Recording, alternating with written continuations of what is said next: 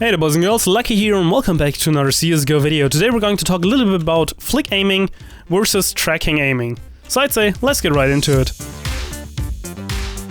So first of all, if you haven't seen the video about the arm movement versus the wrist movement, definitely go and watch that one first, because this video is kind of building on top of that. It's kind of like a follow-up video to it. So, first of all, we got tracking aim. Tracking aim is very important for your recoil control, like spraying with the AK and stuff like that, in order to do the reverse of the spray pattern, like right here, in order to hit the targets, especially if they're moving. So let's say, usually you got a guy who's moving like that, we're just simulating it by just walking around ourselves. Of course, hitting the headshot with the AK first up is always the best idea. However, if they're moving and they're hard to hit, like they're jumping around and they're doing like a dive jump and stuff like that, being able to spray just a general mass and being able to have like good tracking aim in order to reverse the spray pattern and then get them right here, kind of flicked out over here, you will be able to more efficiently hit moving targets that you're not able to hit like the headshot on first ground, which is very hard to hit sometimes if you're just jumping and like strafe jumping like crazy, or just trying to duck evade all the time.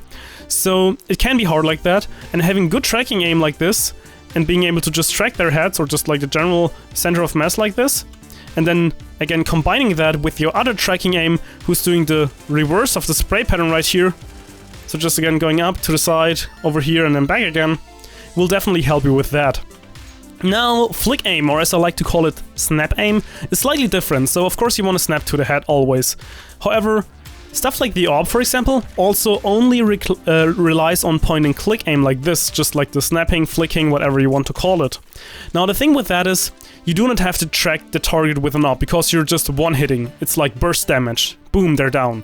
So there's no need to be able to track a target. So what you usually do is, you post up at a spot and you wait for them to run into it, or if you did not like set up properly, you then flick towards them, for example if they're up there.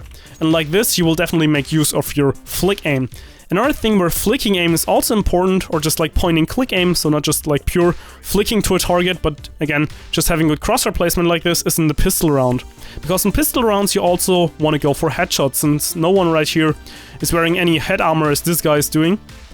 So just being able to just fire like this and going for headshots is very important. So pistol rounds rely more on point and click aim, since you also get this kind of burst damage with the pistols and one-hit headshots.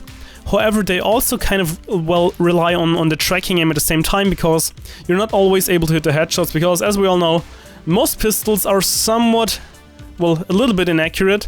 So you always have that like thing in mind, like that the spread might like throw you off. Same goes like if they're jumping, strafing around and stuff like that, or bunny hopping, they're a lot harder to hit. In that regard, having good tracking aim in order to be able to track them is very beneficial, because you cannot rely on the burst damage. So if you're going for burst damage, just like one-hit kills, like the AWP for example right here, point and click aim is what you want to practice, because you cannot always set up properly. I mean, you can always set up properly, but there's always like a slight advantage that they might popping up from here, so you want to be able to flick to that point in order to kill them. Then again, if you're more of a sprayer type, you still want to be able to flick to the target right here and then go for the headshot in order to kill them. However, being able to spray, especially if there are multiple opponents, is very important and an essential skill, especially if they're making themselves hard to hit, or if you, as I said before, got many like enemies rushing aside. Then you can, I mean, theoretically you could just go tap, tap, tap for the head, but keep in mind the AK has quite a lot of spread, and the M4, for example, doesn't kill in one headshot as long as the enemy guys are having armor, meaning you're not really efficiently able to do the burst damage. Of course, you still want to kind of burst the head and then down to the target, so you get one headshot and then a body shot in order to kill them.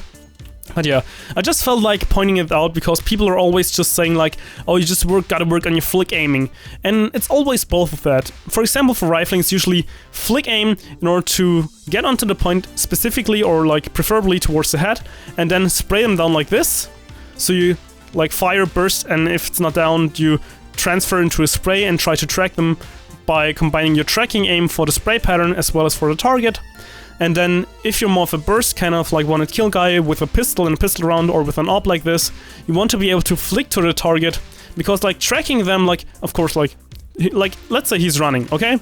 He's coming out right here, you're tracking him. He's coming out right here, he's going back there. Like there's no sense in tracking with an AWP. You just want to go point, click, fire, dead. And that's how it goes. So yeah, I hope this little video was helpful for some of you guys. I hope I cleared up some of the confusion that I created with the arm versus wrist movement video. There weren't many people who had that problem, but some were kind of confused, so I hope this cleared it up. So yeah, I think that's pretty much all for now. I hope you enjoyed the video, and luckySkillFaker out.